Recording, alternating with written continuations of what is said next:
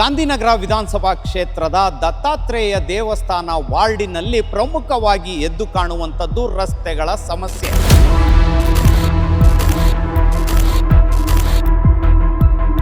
ಆವಾಗ ಜನಕ್ಕೆ ಇದು ಮಾಡಕ್ಕೆ ಒಂದು 2,000-3,000 ಜನಕ್ಕೆ ಕೊಟ್ಟು ಕಳ್ಳೋಟ್ ಹಾಕ್ಸ್ಕೊಂಡು ಅವ್ರವ್ರ ಮನೆ ಉದ್ಧಾರ ಮಾಡ್ಕೊಂತಾರೆ. ಬಡವ್ರಿಗೆ ಏನು ಅನ್ನೋದು ಮಾಡಲ್ಲ ಅಂತಾರೆ. ಅವ್ರು ಬರ್ತಾರೆ, ಕೈ ಎಳಾಡಿಸ್ತಾರೆ, ನಮಸ್ಕಾರ ಮಾಡ್ತಾರೆ.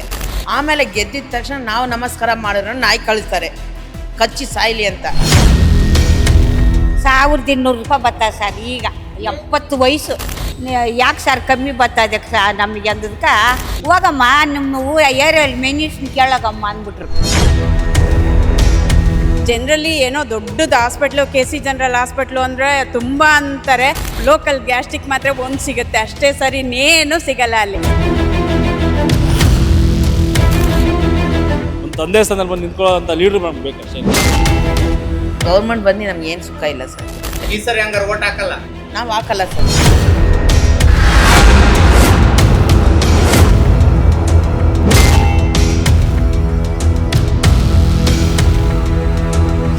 Welcome to greater Bengaluru Suman TV Kannada ground report. ನಾನು KR ಬಾಬು.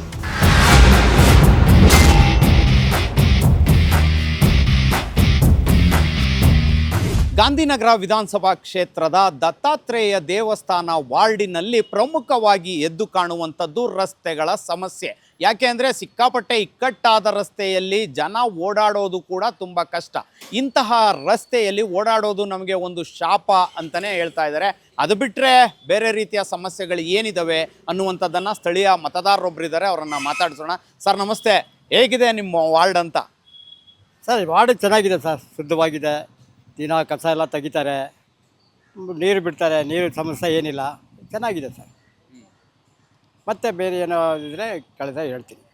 ಅಲ್ಲ, ಈಗ ಪ್ರಮುಖವಾಗಿ ನಾವು ಓಡಾಡಿದ್ವಿ ವಾರ್ಡ್ ತುಂಬ ಇಲ್ಲ, ರಸ್ತೆಗಳು ಸಿಕ್ಕಾಪಟ್ಟೆ ಇಕ್ಕಟ್ಟಿದೆ, ಮತ್ತು ಅಲ್ಲಲ್ಲಿ ಫುಟ್ಪಾತ್ ಅಂಗಡಿಗಳು ಕೂಡ ತುಂಬ ಇದ್ದಾವೆ. ಸೊ ಬೈಕು ಅಥವಾ ಕಾರು ಏನೇ ಒಂದು ಬಂದ್ರೂ ಓಡಾಡೋದು ಕಷ್ಟ. ಹೆಂಗೆ? ಆ ರೋಡ್ಗಳ ಮಟ್ಟ ಸ್ವಲ್ಪ ಹಾಳಾಗಿದೆ ಸರ್, ಅದು ಮತ್ತೆ ನಿಜ. ಅದು ಎಲ್ಲರಿಗೂ ಗೊತ್ತಿದ್ದಂಗೆ, ಯಾರನ್ನ ಕೇಳಿದ್ರೂ ಇದನ್ನೇ ಹೇಳ್ತಾರೆ. ಎಲ್ಲ ಕಡೆ ರೋಡ್ಗಳು ಹಾಳಾಗಿದೆ, ಹಳ್ಳಾರ್ದಿನೇ ಜಾಸ್ತಿ ಇದೆ, ಅಂಗಡಿಗಳು ಜಾಸ್ತಿ ಇದೆ ಫುಟ್ಪಾತ್ ಸೈಡಲ್ಲಿ. ಅದೆಲ್ಲ ಸ್ವಲ್ಪ ತೆರವುಗೊಳಿಸ್ಬೇಕು ಅಂತ ಹೇಳ್ಕೊಳ್ತೀನಿ ಸರ್. ಈಗ ಫುಟ್ಪಾತಲ್ಲಿರೋ ಅಂಗಡಿಗಳನ್ನ ತೆರವುಗೊಳಿಸಿದ್ರೆ ನಮ್ಮ ಹೊಟ್ಟೆ ಮೇಲೆ ಹೊಡಿಬೇಡಿ ಅಂತ ಅವರಂತಾರೆ. ಈಗ ಈ ರೀತಿ ಇದ್ದಾಗ ಸಂದಿಗ್ಧ ಪರಿಸ್ಥಿತಿ, ಯಾವುದೇ ಜನನಾಯಕನಿಗಿರ್ಬೋದು ಸರ್ಕಾರಕ್ಕಿರ್ಬೋದು, ಇಂತಹ ಸಂದರ್ಭದಲ್ಲಿ ಅವ್ರಿಗೊಂದು ಪರಿಹಾರ ಅನ್ನುವಂಥದ್ದು ಮಾಡಬೇಕಲ್ವಾ? ಅವ್ರಿಗೆ ಏನಾದರೂ ಒಂದು ವ್ಯವಸ್ಥೆ ಮಾಡಿಕೊಡ್ಬೇಕು ಸರ್ ಗೌರ್ಮೆಂಟು. ಇಂಥ ಕಡೆ ನೀವು ಇಟ್ಕೊಳ್ಳಿ ಅಂಗಡಿ, ಜನಕ್ಕೆ ತೊಂದರೆ ಆಗುತ್ತೆ ಅಂತೇಳಿ, ತೊಂದರೆ ಇಲ್ಲದ ಕಡೆ ನೀವು ಮಾಡ್ಕೊಳ್ಳಿ ಅಂತ ಅವ್ರಿಗೆಲ್ಲ ವ್ಯವಸ್ಥೆ ಮಾಡಿಕೊಡ್ಬೇಕು. ಕೊಟ್ಟರೆ ಅವರು ಅಂಥ ಕಡೆ ಮಾಡ್ಕೊಳ್ತಾರೆ. ಎಸ್, ನಮ್ಮ ವಾರ್ಡ್ನಲ್ಲಿ ಬೇರೆ ರೀತಿ ಯಾವುದೇ ರೀತಿ ಸಮಸ್ಯೆ ಇಲ್ಲ, ನಮಗೆ ರಸ್ತೆಗಳದ್ದೇ ಸಮಸ್ಯೆ. ಆ ರಸ್ತೆಗಳನ್ನ ಸರಿ ಮಾಡಿಕೊಡ್ಬೇಕು. ಈಗಿರ್ತಕ್ಕಂಥ ಪ್ರಸ್ತುತ ಸರ್ಕಾರ ಸಾಕಷ್ಟು ಮಾಡ್ತಾ ಇದೆ, ಇದರೊಟ್ಟಿಗೆ ಈ ರಸ್ತೆಗಳ ಬಗ್ಗೆ ಗಮನ ಹರಿಸಬೇಕು ಅನ್ನುವಂಥದ್ದು ಸ್ಥಳೀಯ ಮತದಾರರ ಮಾತು. ಬನ್ನಿ, ಇದೇ ವಾರ್ಡ್ನಲ್ಲಿ ಮತ್ತೊಂದಷ್ಟು ಮತದಾರರನ್ನು ಮಾತಾಡಿಸೋಣ, ಅವ್ರು ಏನು ಹೇಳ್ತಾರೆ ಕೇಳೋಣ.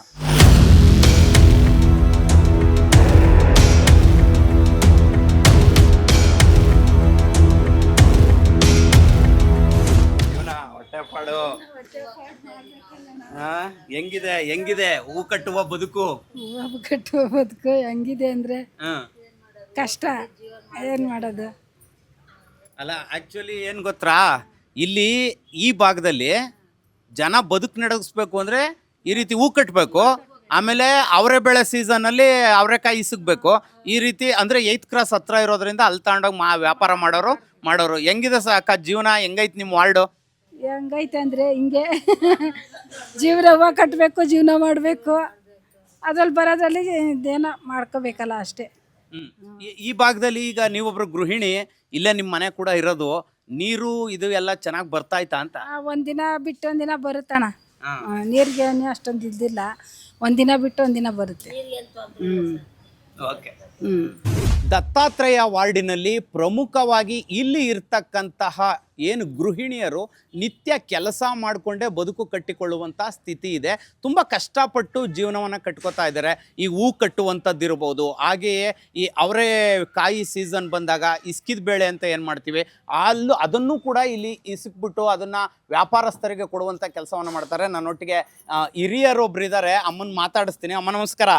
ಅಮ್ಮ, ಏನಮ್ಮ ಹೂ ಕಟ್ತಾ ಇದ್ದೀರಿ? ಹೆಂಗೆ ಡೈಲಿ ಹೆಂಗೆ ಎಷ್ಟು ದುಡಿತೀರಿ ಅಂತ? ಏನಪ್ಪ, ಒಂದು 200-300 ದುಡಿತೀವಿ. ಅದು ಊಟಕ್ಕೆ ಸಾಲಲ್ಲ, ಬೇರೆ ಕಟ್ಕೊಡ್ತೀವಿ ನಾವು ಕೂಲಿಗೆ.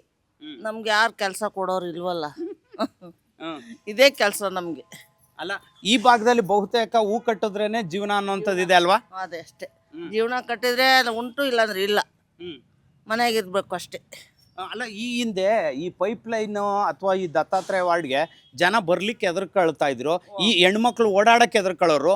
ಈಗ ಹೆಂಗೈತವ? ಇವಾಗ ಸ್ವಲ್ಪ ಪರವಾಗಿಲ್ಲ, ಇವಾಗ ಒಂದು ಸ್ವಲ್ಪ ಪರವಾಗಿಲ್ಲಪ್ಪ. ಆದ್ರೂ ನಮ್ಮ ಭಯ ನಮ್ಗೆ ಇರ್ಲೇಬೇಕಲ್ಲ. ನೋಡಿ, ಇದು ಕಟ್ಟಿದ್ರೆ ಜೀವನ, ಇಲ್ಲಾಂದ್ರೆ ಮನೆಗೆ ಇರ್ಬೇಕು ನಾವು ಅಷ್ಟೇ. ಅಲ್ಲ, ಈಗ ಒಂದು ಭಾಗ್ಯಗಳು ಬೇರೆ ಬಿಟ್ಟಿದ್ದಾರೆ ಸಿದ್ದರಾಮಯ್ಯ ಗೌರ್ಮೆಂಟ್ ಅವರು, ಹೆಣ್ಮಕ್ಳಿಗೆ ಅನುಕೂಲ ಮಾಡಿಕೊಟ್ಟವ್ರೆ. ಈಗ ಕಾರ್ಪೊರೇಷನ್ ಎಲೆಕ್ಷನ್ ಬತ್ತೈತೆ, ನಿಮಗೆ ಲೀಡ್ರು ಅಂದ್ರೆ ಏನು ಕಾರ್ಪೊರೇಟರ್ ಆಗ್ತಾರಲ್ಲ, ಅವ್ರು ಹೆಂಗಿರ್ಬೇಕು ಅಂತ? ಹಂಗ ನೋಡ್ರಪ್ಪ, ನಮಗೂ ಸಪೋರ್ಟ್ ಆಗಬೇಕು, ಅವ್ರಿಗೂ ಇದಾಗಬೇಕು, ಅನುಕೂಲ ಮಾಡಿಕೊಟ್ರೆ ಒಳ್ಳೇದೇನೆ. ನಿಂತ್ಕೊಳ್ಳೋರ್ಗೂ ಒಳ್ಳೇದಾಗಬೇಕು, ನಮಗೂ ಏನಾದರೂ ಮಾಡ್ಬೇಕಪ್ಪ ಅವರು. ನೋಡು, ಹೂವು ಕಟ್ಟಿ ಜೀವನ ಮಾಡಬೇಕು. ಏನು ಮಾಡೋದು? ಹೂವು ಕಟ್ರೆ ನಮ್ಗೆ ಊಟ ಇಲ್ಲ. ಏನು ಮಾಡೋದನ್ನ? ನಮ್ಮಂತರ್ಗೆ ಹೆಲ್ಪ್ ಮಾಡಲ್ಲ. ಹೆಲ್ಪ್ ಮಾಡಬೇಕು, ಹೆಣ್ಸ್ರಿಗೆಲ್ಲ ಹೆಲ್ಪ್ ಮಾಡಬೇಕಲ್ಲ. ನೋಡು, ಹೂವು ಕಟ್ತಾ ಇದ್ದೀವಿ, ಬೇರೆ ಎಲ್ಲಿ ಕೆಲಸ ಇಲ್ಲ, ಯಾರು ಕೆಲಸ ಕೊಡಲ್ಲ. ನೋಡು, ಏನು ಮಾಡೋದು ಸರ್? ಅಲ್ಲ, ಈಗ ಸಿದ್ದರಾಮಯ್ಯ ಅವರು 2 ಲಕ್ಷ ದುಡ್ಡು ಹಾಕ್ತಾವ್ರಲ್ಲ, ಮತ್ತೆ 2 ಸಾವಿರ ಆಗ್ತಾ ಇದೀವಿ, ಸಂತೋಷ. ಅದು ಊಟ ಮಾಡ್ತಾ ಇದೀವಿ, ಸಂತೋಷ. ಅದು ಒಂದು ಹೆಲ್ಪ್ ಮಾಡಿದವ್ರೆ, ಸಾಕು ಅಷ್ಟೇ ಸರ್. ಅಮ್ಮ, ಇವಾಗ ವಾರ್ಡ್ ಅಂದ್ರೆ, ಒಂದು ವಾರ್ಡ್ ಅಂದ್ರೆ ನೀರಿರಬೇಕು, ಮೂಲಭೂತ ಸೌಕರ್ಯ ಇರಬೇಕು, ಚರಂಡಿ ನೀರು ಕರೆಕ್ಟಾಗಿ ಹೋಗ್ಬೇಕು, ಕುಡಿಯೋಕೆ ನೀರು ಕರೆಕ್ಟಾಗಿ ಬರಬೇಕು. ಹೆಂಗಿದೆ ಅಮ್ಮ ನಿಮ್ಮ ವಾರ್ಡ್? ನಮಗೆಲ್ಲ ಅನುಕೂಲ ಆಗಿದೆ. ನೀರೆಲ್ಲ ಚೆನ್ನಾಗಿ ಬರ್ತಾ ಇದೆ. ಕುಡಿಯೋ ನೀರೆಲ್ಲ ಒಂದು ದಿವಸ ಬರ್ತದೆ, ಒಂದು ದಿವಸ ಬಿಟ್ಟು ಒಂದು ದಿವಸ ಬರ್ತದೆ. ಬೋರ್ವೆಲ್ ನೀರು ಡೈಲಿ ಬರ್ತಾ ಇದೆ. ಈಗ ನೀರಿಂದೇನು ಸಮಸ್ಯೆ ಇಲ್ಲ ಈ ವಾರ್ಡಲ್ಲಿ. ಪ್ರಮುಖವಾಗಿ ಏನಪ್ಪಾ ಅಂತಂದ್ರೆ, ಇಲ್ಲಿ ರಸ್ತೆಗಳದ್ದೇ ಸಮಸ್ಯೆ. ಈ ಸಣ್ಣ ಇಕ್ಕಟ್ಟಾದ ರಸ್ತೆ, ಇಲ್ಲೇನು ನೀವು ಒಂದು ಕಾರ್ ತಗೊಂಡ್ರು ಮನೆ ಮುಂದಂತೂ ನಿಲ್ಲಿಸ್ಕೊಳಕ್ಕಾಗಲ್ಲ. ಇದ್ರ ಬಗ್ಗೆ ಏನು ಹೇಳ್ತೀರಿ? ರಸ್ತೆ ಬಗ್ಗೆ ಇಲ್ಲಿ ಯಾರು ಜಾಸ್ತಿ ಓಡಾಡೋದಿಲ್ಲ. ಯಾರು ಕಾರ್ ಗಿರಲ್ಲಿ ತರಲ್ಲ, ಆಟೋ ತರಲ್ಲ, ಬರೀ ಗಾಡಿಗಳು ಮಾತ್ರ ಬರ್ತೈತೆ ಅಷ್ಟೇ. ಸರಿ, ಈಗ ನಂದು ಇನ್ನೊಂದು ಪ್ರಮುಖವಾದ ಪ್ರಶ್ನೆ ಏನಪ್ಪಾ ಅಂದ್ರೆ, ನಾನು ಜನರ ಪರವಾಗಿ ಕೇಳ್ತಾ ಇದ್ದೀನಿ. ಒಂದು ಕಾಲಕ್ಕೆ ಇದೇ ಪೈಪ್ ಲೈನ್ ಅಂದ್ರೆ ಜನ ಬರೋಕ್ಕೆ ಎದುರ್ಕೊಳ್ಳೋರು, ಈ ರೋಡಲ್ಲಿ ಓಡಾಡಕ್ಕೆ, ಈ ಮೂಲೆಗೆ ಬರೋಕ್ಕೆ ಎದುರ್ಕೊಳ್ಳೋರು. ಈಗ ಹೆಂಗೈತಮ್ಮ? ಇವಾಗೇನಿಲ್ಲ, ತೊಂದರೆ ಇಲ್ಲ. ಇವಾಗ ಎಲ್ಲ ಚೆನ್ನಾಗಿದ್ದಾರೆ. ಇವಾಗೇನು ಭಯ ಯಾರಿಗೂ ಇಲ್ಲ, ಎಲ್ಲ ಚೆನ್ನಾಗಿ ಓಡಾಡ್ತೀವಿ. ಇವಾಗ ಮೊದಲು ಭಯ ಇತ್ತು, ಇವಾಗ ಭಯ ಇಲ್ಲ. ಅಲ್ಲ, ಇವಾಗ ಯುವಕರಿಗೆ ಬುದ್ಧಿ ಬಂದೈತೆ ಅಂತ ಹೇಳ್ತೀರಿ. ಅಂದ್ರೆ ಈ ಹಿಂದೆ ಎಲ್ಲ ಕೆಟ್ಟ ಚಟಗಳಿಗೆ ಇದಾಗಿ, ಆಮೇಲೆ ತಂದೆ ತಾಯಿಯನ್ನೆಲ್ಲ ಮನೆಯಿಂದ ಹೊಡೆದಾಕಿ, ಇಲ್ಲಿ ತುಂಬಾ ದಿನಕ್ಕೆ ಏನಿಲ್ಲ ಅಂದ್ರೂ ಒಂದೊಂದು ಗಲಾಟೆ ಆಗ್ತಾ ಇತ್ತು.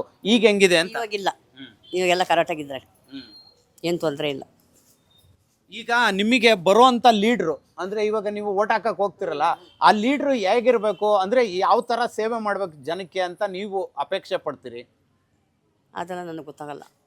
ಹೋಗ್ಲಿ, ಈ ವಾರ್ಡಲ್ಲಿ ಇನ್ನು ಏನಾದ್ರೂ ಆಗ್ಬೇಕು ಅನ್ನೋಂಥದ್ದು ಇರುತ್ತಲ್ವ, ಕೆಲಸ ಕಾರ್ಯಗಳು, ಅದು ಏನಾಗಬೇಕು ಅಂತ ಕೇಳ್ತೀರಿ? ಏನು ಬಡವ್ರಿಗೆ ಸ್ವಲ್ಪ ಸಹಾಯ ಮಾಡಬೇಕು ಅಷ್ಟೇ. ಬಡವ್ರಿಗೆ ಯಾರೇ ಗೆಲ್ಲಿ ಬಡವ್ರಿಗೆ ಸಹಾಯ ಮಾಡಬೇಕು. ನೋಡಿ, ಸೊಳ್ಳೆ ಔಷಧಿ ಹಚ್ಚಲ್ಲ, ಏನಿಲ್ಲ. ನೋಡಿ, ರೋಡ್ ನೋಡಿ ಹೆಂಗಿದೆ. ನಮ್ಗೆ ಏನು ಕಾಯಿಲೆ ಬಂದರೆ ಯಾರು ಬಂದು ನೋಡಲ್ಲ. ಏನು ಮಾಡೋದು? ನಾವು ಸ್ವಲ್ಪ ನಡೆಯೋಕ್ಕಾಗಲ್ಲ. ಹಂಗಿರುವಾಗ ನೋಡ್ಕೊಂಡು ನಡ್ಕೊಂಡು ಬರ್ಬೇಕು. ನೋಡಿ ಇಲ್ಲಿ ಹೆಂಗಿದೆ ಅಂತ. ನೀವೇ ರೋಡ್ನ ನೋಡಿ, ನಾವೇನು ಮಾಡೋದು? ಯಾರು ಬರಲ್ಲ ಈ ರೋಡ್ಗೆ. ಏನು ಮಾಡೋದು ಸರ್? ಅಲ್ಲ, ಈಗ ಎಲೆಕ್ಷನ್ ಆಗಿ 10 ವರ್ಷ ಆಗೈತೆ. ಈಗ ಬಂದು ಏನಾದರೂ ರಸ್ತೆ ಮಾಡಿಸ್ತೀವಿ ಆ ಥರ ಏನಾದ್ರು ಜನ ಯಾರಾದರೂ ಬಂದವ್ರ? ಯಾರು ಬಂದಿಲ್ಲ ಸರ್, ಯಾರು ಬಂದಿಲ್ಲ. ಎಲೆಕ್ಷನ್ ಆಗಕ್ಕೆ ಮುಂಚೆ ಬರ್ತಾರೆ, ಕೈ ಮುಗಿತಾರೆ, ಹೇಳ್ತಾರೆ ಅಷ್ಟೇ. ಯಾರು ಏನು ಮಾಡಲ್ಲ. ಈಗ ಈ ಹಿಂದೆ ಹಳಬ್ರು ಕೂಡ ಹಂಗೆ ಬಂದ್ರು, ಹೇಳಿದ್ರು, ಹೋದ್ರು ಅಷ್ಟೇ. ಯಾರು ಒಂದು ನಮಗೆ ಹೆಲ್ಪ್ ಅಂತ ಮಾಡಿಲ್ಲ. ಒಂದು ಪೆನ್ಷನ್ ಮಾಡೋಕ್ಕೆ 5,000 6,000 ಕೇಳ್ತಾರೆ. ಏನಾದ್ರು ಗೌರ್ಮೆಂಟ್ ಹಾಸ್ಪಿಟ್ಲ್ಗೆ ಹೋದ್ರೇನು ಅಲ್ಲೇ ದುಡ್ಡು ಕೇಳ್ತಾರೆ. ನಾವು ಬಡವ್ರು ಹೆಂಗಿರೋದು ನೋಡಿ. ಮಂಡಿ ನೋವು ನಮ್ಗೆ ನಡೆಯೋಕ್ಕಾಗಲ್ಲ, ಅವ್ರಿಗೂ ಮಂಡಿ ನೋವು. ಹುಷಾರಿಲ್ಲ ಅಂದರೆ ನಾವು ಗೌರ್ಮೆಂಟ್ಗೆ ಹೋಗ್ರೆ 10,000 ಕೇಳ್ತಾರೆ. ನಾವೇನು ಮಾಡೋದು? ಏನು ಮಾಡೋಕ್ಕಾಗತ್ತೆ? ವ್ಯವಸ್ಥೆ ಇಲ್ಲದ್ರೆ ಏನೋ ಕೆಲಸ ಮಾಡ್ಕೊಂಡು ನಾವು ಸಾಯ್ತೀವಿ. ಗೌರ್ಮೆಂಟ್ ಬಂದು ನಮ್ಗೆ ಏನು ಸುಖ ಇಲ್ಲ ಸರ್. ಅಲ್ಲ, ಇವಾಗ ಸಿದ್ದರಾಮಯ್ಯ ಅವ್ರ ಸರ್ಕಾರ ಈಗ ಗೃಹಲಕ್ಷ್ಮಿ, ಭಾಗ್ಯಲಕ್ಷ್ಮಿ ಅಂತೆಲ್ಲ ಯೋಜನೆ ಯಾವುದು ಬಂದಿಲ್ಲ ಸರ್ ನಮಗೆ. ಕೇಳಿ ಇದ್ರೆ ಕಾರ್ಡ್ ನಾವು ಒಂದು ಹೋಗ್ತಾ ಇದೀವಿ, ಯಾವ ಕಾರ್ಡು ಇಲ್ಲ ನಮಗೆ. ಅದು ಇವಾಗ 5,000 ಕೇಳ್ತಾರೆ ಕಾರ್ಡ್ ಮಾಡ್ಕೊಡೋಕ್ಕೆ. ನಾವು ಯಾವ 5,000 ಕೊಡೋದು?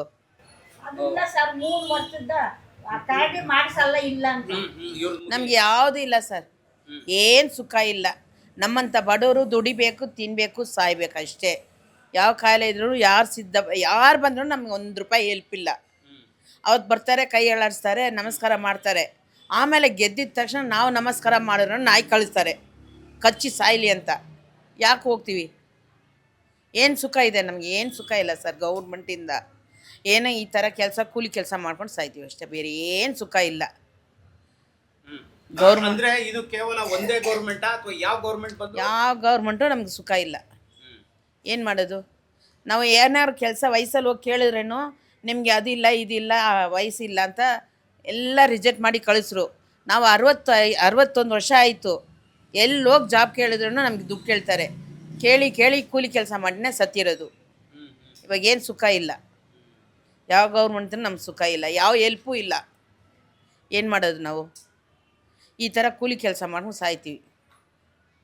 ಕಾಯಿಲೆ ಬಂತು ಹಾಸ್ಪಿಟ್ಲ್ಗೆ ಹೋಗ್ರೆ ಫೋನ್ ನಂಬರ್ ಕೊಡಿ, ಅದು ಕೊಡಿ, ಇದು ಕೊಡಿ ಅಂತಾರೆ. ಕೊಟ್ರೇನು ನಮಗೇನು ಇದು ಮೆಡಿಷನ್ ಅಲ್ಲಿ ತೊಗೊಳಮ್ಮ, ನಾಯಿನ ಓಡಿಸ್ತಾರಲ್ಲ ಆ ಥರ ಓಡಿಸ್ತಾರೆ. ಅಲ್ಲೋಗು ಇಲ್ಲೋಗು ಅಂತ.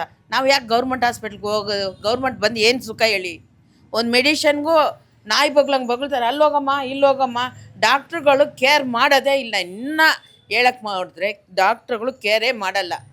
ನಾವು ಹೆಂಗೆ ಮಾಡೋದು? ಈಗ ಇದ್ರ ಬಗ್ಗೆ ಆರೋಗ್ಯ ಸಚಿವರಿಗೆ ಏನು ಹೇಳಿ? ನಮಗೆ ಏನು ಆರೋಗ್ಯ ನಮಗೆ ಬೇಡವೇ ಬೇಡ. ನಾವು ಓಟೇ ಹಾಕಲ್ಲ ಈ ಸತಿ. ಮನ್ಸು ನೋಯಾಗಿದೆ, ತುಂಬ ನೋವು. ಅಲ್ಲ, ಈಗ ಇಲ್ಲಿ MLA ದಿನೇಶ್ ಗುಂಡೂರಾವ್ ನಮ್ಗೆ ಏನು ಸುಖ ಇಲ್ಲ ಸರ್, ಯಾವುದಕ್ಕೂ ಸುಖ ಇಲ್ಲ ಸರ್, ಯಾವುದಕ್ಕೂ ಸುಖ ಇಲ್ಲ. ಇವಾಗ ಆರೋಗ್ಯ ಸಚಿವರು ಕೂಡ ನಿಮ್ಮ MLAನೇ?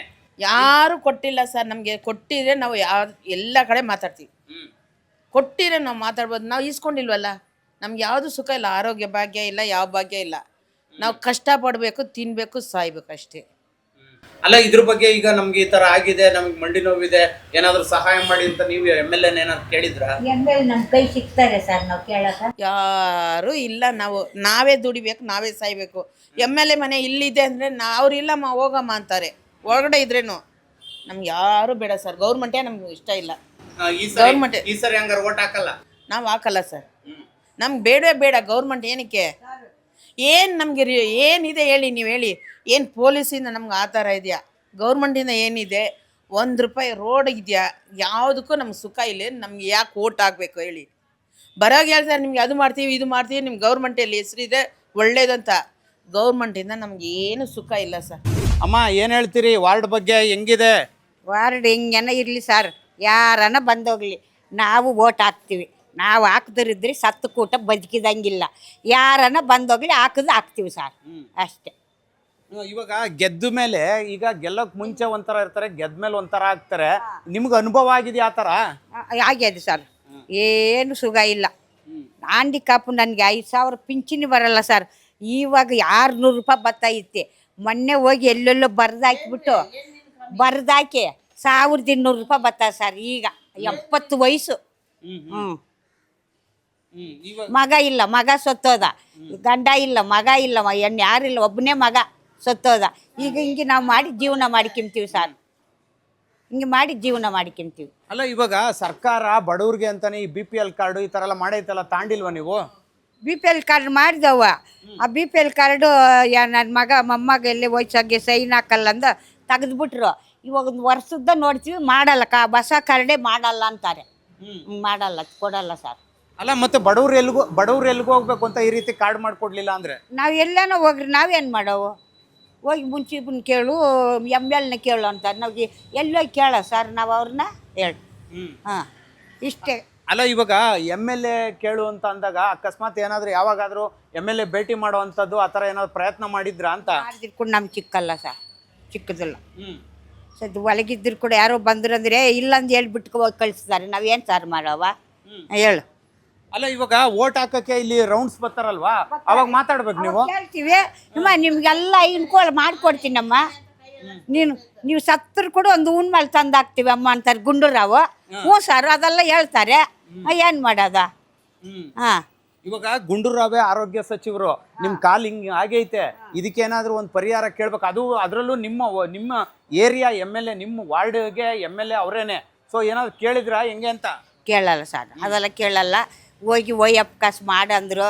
ಆವಾಗ ಒಂದು 4,000 ಕೊಟ್ಟು ಮಾಡಿದವು. ಅದೇ ₹600 ಬರ್ತಾಯಿತ್ತೆ. ಸರಿ ಯಾರನ್ನ ಕೇಳಿ ಕೊಂಚ ಬರೆದು ಕೊಟ್ಟರು ಅಂದ್ಕೊಂಡೆ ಕಂದಾಯ ಆಫೀಸಲ್ಲಿ ಹಾಕ್ಬಿಟ್ಟು ಬಂದೆ. ಇವಾಗ ಒಂದು 6 ತಿಂಗಳಿಂದ 1200 ಬರ್ತದೆ ಸರ್. ಅಲ್ಲ, ತಿಂಗಳಿಗೆ 1200 ರೂಪಾಯಿ. ನೀನ್ ಎಲ್ಲ ಗೃಹಿಣಿಯರ ಪರವಾಗಿ ಮಾತಾಡೋದಾದ್ರೆ ತಿಂಗಳಿಗೆ 1200 ರೂಪಾಯಿ ಪೆನ್ಷನ್ ಸಾಕಾಗುತ್ತಾ ಅಂತ? ನಾವನ್ನೇನು ಮಾಡೋದು ಸರ್, ಕೊಟ್ಟುತ್ತಾ ಇಸ್ಕೋಬೇಕು. ಕೊಡಲ್ಲ ಅಂದರೆ ನಾವೇನು ಮಾಡೋದು? ಅದನ್ನು ಓಯಪ್ಪ ಅಂಗಡಿ ಕೇಳ್ತೇವೆ, ಓಯಪ್ಪ ಕೊಡ್ತಾವೆ ಪೋಸ್ಟ್ ಆಫೀಸಲ್ಲಿ. ಹೋಗಮ್ಮ ನಿಮ್ಮ ಏರಿಯಲ್ಲಿ ಮೆನ್ಯೂಷನ್ ಕೇಳೋಗಮ್ಮ ಅಂದ್ಬಿಟ್ರು. ಹಂಗೆ ಅಂದರು ಸರ್. ಅಷ್ಟೇ. ಏನಂದ್ರು? ಯಾಕೆ ಸರ್ ಕಮ್ಮಿ ಬರ್ತದೆ ನಮಗೆ ಅಂದದಕ್ಕೆ, ಹೋಗಮ್ಮ ನಿಮ್ಮ ಏರಿಯಲ್ಲಿ ಮೆನ್ಯೂಷನ್ ಕೇಳಮ್ಮ ಗುಂಡು ಇವನು ಯಾರು ಮುಖ್ಯಮಂತ್ರಿ ಅಂದ್ರೆ ಅವ್ರ ಹೆಸರೇ ಬರಲ್ಲ, ಸಿದ್ದರಾಮಯ್ಯನ ಕೇಳಮ್ಮ ಅಂದ್ರು ಸರ್.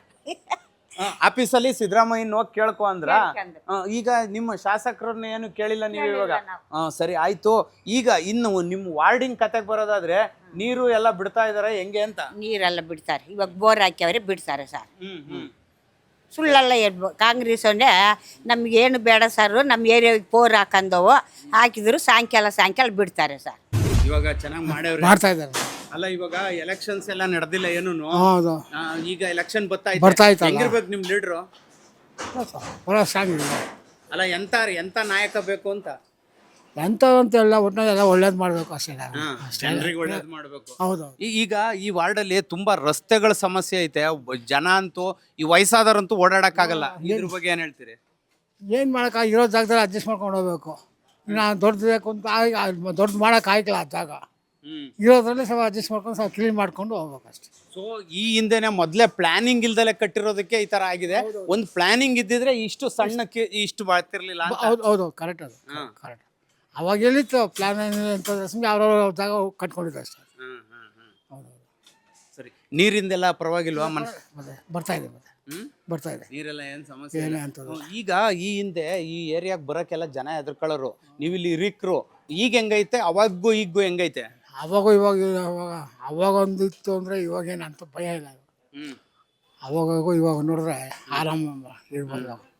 ಅವಾಗ ಸ್ವಲ್ಪ ಭಯ ಇತ್ತು, ಇವಾಗ ಫ್ರೀ ಆಗ್ಬಿಡ್ತು ಎಲ್ಲ ಆಲ್ಟ್. ಈಗೇನು ಆರಾಮಾಗಿ ಹಂಗಾದ್ರೆ ರಾತ್ರಿ 12 ಗಂಟೆ 1 ಗಂಟೆಗೆ ಬೇಕಾದ್ರೆ ಬರ್ಬೋದು, ಆದ್ರೆ ಮೊದಲು ಬರೋಕ್ಕಾಗ್ತಿರಲಿಲ್ಲ. ಅವಾಗ ಸ್ವಲ್ಪ ನಿಮಗೆ ಗೊತ್ತಲ್ಲ ಪೈಪ್ ಲೈನ್ ಹೆಂಗೆ ಅಂತ. ಸರಿ ಅಣ್ಣ. ಗಾಂಧಿನಗರ ವಿಧಾನಸಭಾ ಕ್ಷೇತ್ರದ ದತ್ತಾತ್ರೇಯ ವಾರ್ಡಿನ ಹಿರಿಯ ಮತದಾರರೊಬ್ಬರು ನನ್ನೊಟ್ಟಿಗಿದ್ದಾರೆ.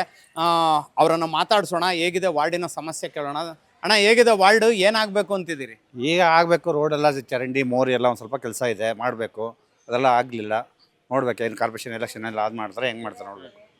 ಈಗ ರೋಡಲ್ಲಿ ಓಡಾಡೋಕ್ಕಾಗ್ತಾಯಿಲ್ಲ, ಆ ಥರ ಇದೆ. ಮನೆ ಸಣ್ಣ ಏರಿಯಾದಲ್ಲಿ ಓಡಾಡೋಕ್ಕಾಯ್ತಲ್ಲ, ಅಷ್ಟು ಪ್ರಾಬ್ಲಮ್ ಇದೆ.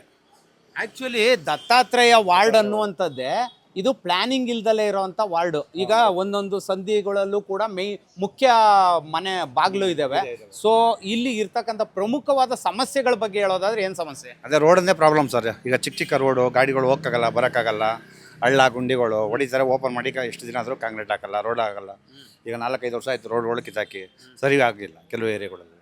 ಸರಿ, ಈಗ ನೀವೊಬ್ಬರು ಮತದಾರರಾಗಿ ನಿಮ್ಮ ಲೀಡರ್ ಯಾವ ರೀತಿ ಇರಬೇಕು ಅಂತ ಕೇಳ್ತೀರಿ? ಲೀಡರ್ ಅಂದರೆ ನಮಗೆ ಚೆನ್ನಾಗಿರಬೇಕು, ಕರೆಕ್ಟಾಗಿದ್ದರೆ ನಮ್ಮ ಲಯಕ್ಕೆ ಇದು ಮಾಡಿದ್ರೆ ಪರವಾಗಿಲ್ಲ, ಓಕೆ ಅನ್ಬೋದು. ಅವರು ಇವರು ಅಂತ ಹೇಳೋಕ್ಕಾಗಲ್ಲ. ನಾವು ಸಂದು ಇದು ನೋಡಬೇಕು. ಈಗ ಸದ್ಯಕ್ಕೆ ಇರ್ತಕ್ಕಂಥದ್ದು, ಈಗ ಮುಂದೆ ಈಗ ಎಲೆಕ್ಷನ್ ಬರುತ್ತೆ. ಒಂದು ವೇಳೆ ಇಲ್ಲಿ ಯಾರೇ ಗೆಲ್ಲಿ, ಯಾವುದೇ ಪಕ್ಷ ಆಗಲಿ ಯಾರೇ ಗೆಲ್ಲಲಿ, ಅವ್ರು ಏನು ಮಾಡಬೇಕು? ಯಾರೇ ಬರಲಿ ಯಾರೇ ಹೋಗಲಿ ಅದಕ್ಕೆಲ್ಲ ರೋಡ್ಗಳು ಚೆನ್ನಾಗಿರಬೇಕು, ಎಲ್ಲ ಸೆಕ್ಯೂರಿಟಿ ಚೆನ್ನಾಗಿರಬೇಕು. ಮೇನ್ ಇರೋದು ಅಲ್ವಾ, ಜನಕ್ಕೆ ಒಳ್ಳೇದಾಗಬೇಕು ಯಾರೇ ಬರಲಿ. ಸರ್ ಏನಿಲ್ಲ, ನಮ್ಮ ಸಮಸ್ಯೆ ಏನಿಲ್ಲ. ಏರಿಯಾದಲ್ಲಿ ಏನಂದರೆ ರೋಡ್ ಸರಿ ಇಲ್ಲ. ರೋಡೆಲ್ಲ ಕಿತ್ತಾಕಿ ತುಂಬ ದಿವಸ ಆಗಿದೆ. ಯಾರೇ ಪಕ್ಷ ಬರಲಿ, BJP ಬರಲಿ, ಕಾಂಗ್ರೆಸ್ ಬರಲಿ, JDS ಬರಲಿ, ಅದು ಮುಖ್ಯ ಅಲ್ಲ ನಮಗೆ. ನಮ್ಮ ಶಾಸಕರು MP ಯಾರೇ ಬರಲಿ ನಮ್ಮ ರೋಡ್ನ ಕರೆಕ್ಟಾಗಿರಬೇಕು. ಮತ್ತೇನೋ ಜನಕ್ಕೆ ಸ್ಪಂದಿಸ್ಬೇಕು. ಜನ ಕಷ್ಟ ಅಂತ ಹೋದರೆ ಅವ್ರಿಗೆ ಸಪೋರ್ಟ್ ಮಾಡಬೇಕು, ಏನು ಅಂತ ಸಹಕರಿಸ್ಬೇಕು. ಎಲ್ಲದರಲ್ಲೂ ಒಳ್ಳೇದು ಮಾಡಬೇಕಷ್ಟೆ. ಯಾವ ಪಕ್ಷನೇ ಇರಲಿ, ಯಾರೇ ಇರಲಿ, ಎಲ್ಲಾದರೂ ಅದನ್ನು ಅಷ್ಟೇ. ಯಾವ ಪಕ್ಷ ಬಂದ್ರೇನಿಲ್ಲ, ಯಾರು ಬಂದ್ರೇನಿಲ್ಲ, ನಮ್ಗೆ ಅನುಕೂಲ ಮಾಡಿಕೊಡ್ಬೇಕಷ್ಟೆ.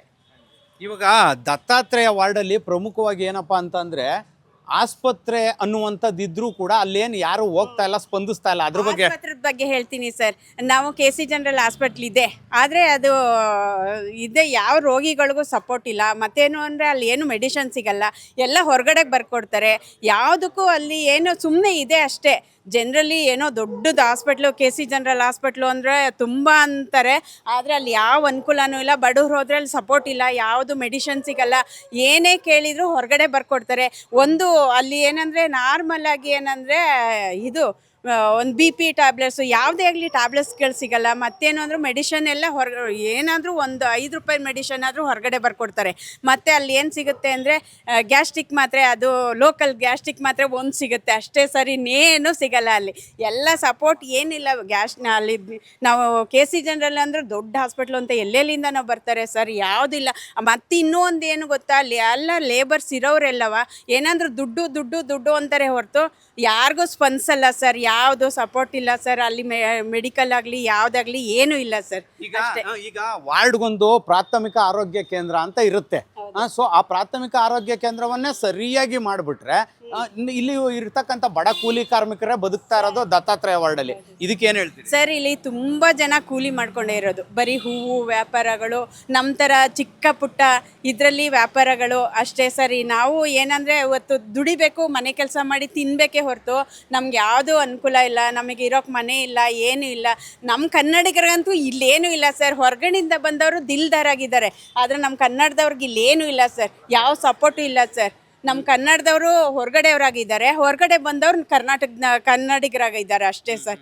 ಎಲ್ಲರಿಗೂ ಹೊರಗಡೆಯವ್ರಿಗೆ ಸಪೋರ್ಟ್ ಇದೆ, ಹೊರಗಡೆಯವರೆಲ್ಲ ಬಂದು ಬದುಕ್ತಾ ಇದ್ದಾರೆ ಹೊರತು ನಮ್ಮ ಕನ್ನಡಿಗರಿಗೆ ಯಾವ ಕೆಲಸನೂ ಸಿಗಲ್ಲ. ನೀವು ಯಾವ ಇದಕ್ಕೋಗಿ ಎಲ್ಲ ನೇಪಾಳಿಗಳು, ಒಂದು ಇವ್ರುಗಳು UP ಅವರು, ಇದು ರಾಜಸ್ಥಾನದವರು ಇದ್ದಾರೆ ಹೊರತು ಅವರಿಗೆ ಸಪೋರ್ಟು, ಅವ್ರಿಗೆ ಎಲ್ಲ ಕಡೆ ಕೆಲಸಕ್ಕೆ ಇದ್ದಾರೆ ಹೊರತು ನಮ್ಮ ಕನ್ನಡದವ್ರು ಎಲ್ಲೂ ಕೆಲಸ ಇಲ್ಲ, ಯಾವುದೂ ಇಲ್ಲ ಸರ್.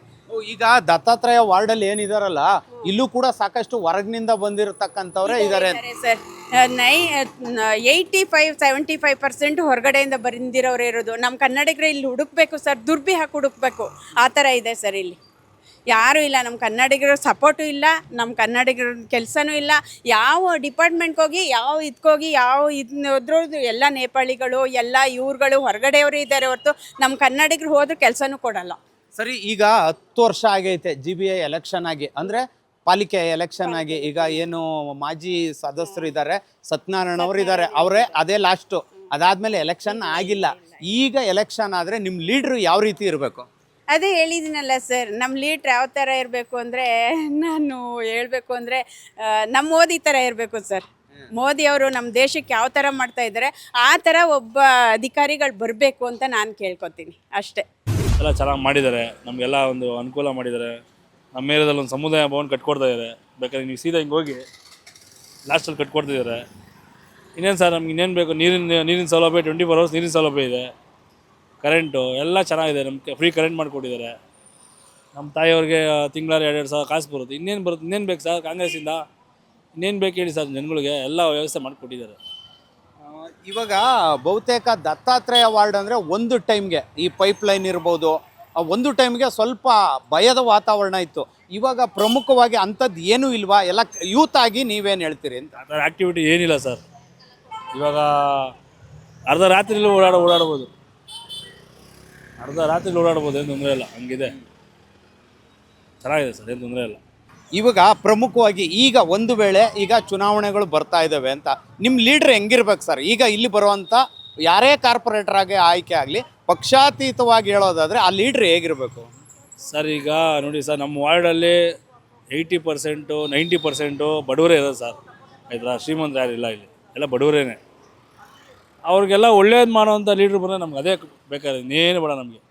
ಅವ್ರಿಗೆಲ್ಲನೂ ಒಂದು ಕಷ್ಟ ಆಗಲಿ, ಒಂದು ಏನೇ ಆಗಲಿ ಬಂದು ಕೇಳಿ ನಿಂತ್ಕೊಬೇಕು. ಒಂದು ತಂದೆ ಸ್ಥಾನದಲ್ಲಿ ಬಂದು ನಿಂತ್ಕೊಳ್ಳೋಂಥ ಲೀಡ್ರ್ ನಮ್ಗೆ ಬೇಕು ಅಷ್ಟೇ. ಎಲ್ಲ ಈ ಥರ ಲೂಟಿ ಮಾಡ್ತಾರೆ, ಜನರು ದುಡ್ಡಲ್ಲ, ಏನೂ ರೆಡಿ ಮಾಡಲ್ಲ. ಎಲೆಕ್ಷನ್ ಟೈಮ್ಗೆ ಬರ್ತಾರೆ, ಏನು ಬೇಕೋ ಓಟ್ ಕೇಳ್ತಾರೆ. ಆವಾಗ ಜನಕ್ಕೆ ಇದು ಮಾಡೋಕೆ 2,000-3,000 ಜನಕ್ಕೆ ಕೊಟ್ಟು ಕಳ್ಳೋಟ್ ಹಾಕ್ಸ್ಕೊಂಡು ಅವ್ರವ್ರ ಮನೆ ಉದ್ಧಾರ ಮಾಡ್ಕೊತಾರೆ. ಬಡವ್ರಿಗೆ ಏನು ಅನ್ನೋದು ಮಾಡಲ್ಲ ಅಂತಾರೆ, ಏನು ಅಂತ ಕೇಳೋಕ್ಕೂ ಬರಲ್ಲ. ಎಲೆಕ್ಷನ್ ಟೈಮ್ ಬಂದರೆ ಅವ್ರ ಮುಖ ನೋಡೋದಷ್ಟೇ. ಆಮೇಲೆ ಅವ್ರು ಯಾರಂತಲೇ ಗೊತ್ತಿರಲ್ಲ, ನಾವ್ಯಾರಂತ ಅವ್ರಿಗೆ ಗೊತ್ತಿರಲ್ಲ, ಅವ್ರ್ಯಾರಂತ ನಾವು ಗೊತ್ತಿರಲ್ಲ. ಹಿಂಗಿದೆ ಸಮಸ್ಯೆ. ಅಕ್ಕ, ಈಗ ಹೊಸದಾಗಿ ಈಗ ಚುನಾವಣೆ ಬರ್ತಾ ಐತೆ, ಅನೌನ್ಸ್ ಮಾಡ್ತೀವಿ ಅಂತ ಇದ್ದಾರೆ. ನಿಮ್ಮ ಲೀಡ್ರು ಅಂದರೆ ಇಲ್ಲಿ ಕಾರ್ಪೊರೇಟ್ರು, ಶಾಸಕರು ಒಬ್ಬರೇ ಎಲ್ಲ ಕಡೆ ಓಡಾಡೋಕ್ಕಾಗಲ್ಲ ಸಾಕಷ್ಟು. ಯಾಕೆ ಅಂದರೆ ಈಗ ಗಾಂಧಿನಗರ ವಿಧಾನಸಭಾ ಕ್ಷೇತ್ರ ಅಂದರೆ ತುಂಬ ದೊಡ್ಡದಿದೆ, ಶಾಸಕರು ಓಡಾಡೋಕ್ಕಾಗಲ್ಲ, ಅದಕ್ಕೆ ಕಾರ್ಪೊರೇಟ್ರುಗಳು ಅಂತ ಇರ್ತಾರೆ. ಸೊ ಇಲ್ಲಿ ನಿಮಗೆ ಆಯ್ಕೆ ಮಾಡುವಂಥ ಕಾರ್ಪೊರೇಟ್ರು ನಿಮ್ಮ ಪವರ್ ಇರುತ್ತೆ, ಎಂಥವ್ರನ್ನ ಆಯ್ಕೆ ಮಾಡ್ತೀರಾ ಅಂತ? ನಮಗೆ ಕಾರ್ಪೊರೇಟ್ರು ಇಲ್ಲಿ ದಿನೇಶ್ ಗುಂಡ್ರಾವೇ ಇರೋದಿಲ್ಲಿ ವಾರ್ಡ್ಗೆ. ಅವರು ಇವಾಗ ಶೇಷ ಅವ್ರಿಗೇನೋ ಸೀಟ್ ಕೊಡ್ತೀನಿ ಅಂತ ಅಂದ್ಕೊಂಡಿದ್ದಾರೆ. ನೋಡೋದು ಯಾರು ಬರ್ತಾರ ಅವ್ರಿಗೆ ಹಾಕೋದು ಓಟ್ ಅಷ್ಟೇ. ಒಳ್ಳೆಯವ್ರು ಯಾರು ಏನು ಒಳ್ಳೇದು ಮಾಡ್ತಾರೋ ಅವ್ರಿಗೆ ಓಟ್ ಹಾಕಿ ಗೆಲ್ಸೋದು ಅಷ್ಟೇ. ಈಗ ನಾವು ವಾರ್ಡು ಪೂರ್ತಿ ವಿಸಿಟ್ ಮಾಡಿದ್ವಿ. ಬಹುತೇಕ ಇಲ್ಲಿ ಸಾಕಷ್ಟು ಸಮಸ್ಯೆ ಇರೋದು ರಸ್ತೆಗಳ ಸಮಸ್ಯೆ. ಆ ರಸ್ತೆಗಳು ಪ್ರಾಬ್ಲಮ್ ಇದೆಯಾ ಅಂತ? ರಸ್ತೆಗಳ್ದೇ ಸಮಸ್ಯೆ. ಇಲ್ಲೇ ನೋಡಿ ಹೆಂಗೆ ಎಲ್ಲ ಹಳ್ಳ ಬಿದ್ದಿದೆ, ಇಲಿಗಳ ಕಾಟ. ಇಲ್ಲಿ ಇವಾಗ ವ್ಯವಸ್ಥೆ ಚೆನ್ನಾಗಿ ಮಾಡ್ಬೇಕು ರಸ್ತೆಗಳ್ದು. ಚೇಂಬರ್ಗಳು ಪ್ರಾಬ್ಲಮ್ಗಳಿದೆ, ಎಲ್ಲ ಕ್ಲಿಯರ್ ಮಾಡಿದ್ರೆ ಬಡವರು ಚೆನ್ನಾಗೇ ಇರ್ಬೋದು. ಇನ್ನು ಒಂದು ಕಾಲದಲ್ಲಿ ಇದೇ ಏರಿಯಾದಲ್ಲಿ ಈ ಡ್ರೈನೇಜ್ ನೀರಿನೊಂದಿಗೆ ಮಾಮೂಲಿ ನಮಗೆ ಕುಡಿಯೋ ನೀರು ಮತ್ತು ಡ್ರೈನೇಜ್ ಪೈಪು ಮಿಕ್ಸ್ ಆಗಿ ಬರ್ತಿತ್ತು. ಈಗಲೂ ನೀರು ಅದೇ ಥರ ಬರ್ತಾ ಇದೆಯಾ ಅಥವಾ ಪರವಾಗಿಲ್ವಾ? ಇವಾಗ ಚೆನ್ನಾಗಿ ಮಾಡಿಕೊಟ್ಟಿದ್ದಾರೆ. ದಿನೇಶ್ ಗುಂಡ್ರಾವ್ ಮೊನ್ನೆ ತಾನೇ ಇದು ಬೋರ್ ತೆಗ್ಸಿ ನೀರು ಹಾಕ್ಸಿದ್ದಾರೆ. 24 hours ನೀರು ಬರ್ತಾಯಿದೆ. ಕಾವೇರಿ ವಾಟ್ರು ಒಂದು ದಿವ್ಸಕ್ಕೆ ಒಂದ್ಸತಿ ಬಿಟ್ಟರೆ ಇದು 24 hours ನೀರು ಬಿಟ್ಟಿದ್ದಾರೆ. ಅದೊಂದು ಅನುಕೂಲ ಚೆನ್ನಾಗಿ ಮಾಡಿಕೊಟ್ಟಿದ್ದಾರೆ. ಇದಾಗಿತ್ತು ಗಾಂಧಿನಗರ ವಿಧಾನಸಭಾ ಕ್ಷೇತ್ರದ ದತ್ತಾತ್ರೇಯ ದೇವಸ್ಥಾನ ವಾರ್ಡಿನ ಸಮಸ್ಯೆಗಳ ಕತೆ ವ್ಯತೆ. ಮತ್ತೊಂದು ವಾರ್ಡಿನ ಕತೆ ತಗೊಂಡು ಮತ್ತೆ ನಿಮ್ಮ ಮುಂದೆ ಬರ್ತೀನಿ. ಅಲ್ಲಿಯವರೆಗೂ ನೋಡ್ತಾ ಇರಿ ಸುಮನ್ ಟಿವಿ ಕನ್ನಡ. ನೀವಿನ್ನು ನಮ್ಮ ವಾಹಿನಿಗೆ ಸಬ್ಸ್ಕ್ರೈಬ್ ಮಾಡಿಲ್ಲ ಅಂದರೆ ದಯವಿಟ್ಟು ಸಬ್ಸ್ಕ್ರೈಬ್ ಮಾಡ್ಕೊಳ್ಳಿ. ಹಾಗೆಯೇ ಫೇಸ್ಬುಕ್ ಮತ್ತು ಇನ್ಸ್ಟಾದಲ್ಲಿ ಫಾಲೋ ಮಾಡೋದನ್ನು ಮರಿಬೇಡಿ. Thank you.